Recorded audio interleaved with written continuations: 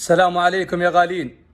أقدم اعتذاري لكل نصراوي، وأنتم تاج على الرأس بالألفاظ اللي تكلمت فيها على كل نصراوي. نعم، خطأ مني وكان والله غير مقصود. أنا رجل معي سكر ومعي ضغط ومعي سرطان، مرض السرطان، وكنت منفعل وقتها، فعلا منفعل انفعال كامل لأجل خسارة الهلال. واللي جاني بتويتر بالخاص من أغلب إخواني النصراويين يعني طقطقة وقلة حياة كثيرة تحملتها ويعني صار اللي صار.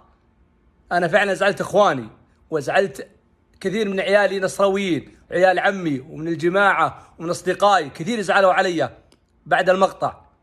ما كان يعني يطلع مني الشهادة ولا هو عاداتي ولا هو تربيتي، لكن حصل اللي حصل. أقدم اعتذاري لكل نصراوي، وأنتم والله تاج على الرأس، وأنا أتأسف منكم كثير.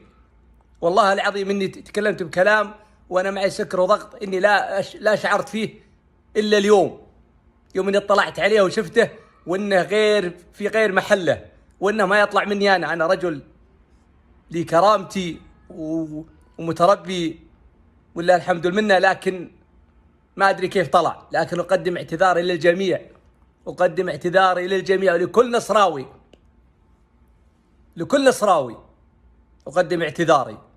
أنا زعلت كثير نعم، لكن أقدم لكم اعتذاري للجميع، فأرجو قبول عذري وأتسامح منكم.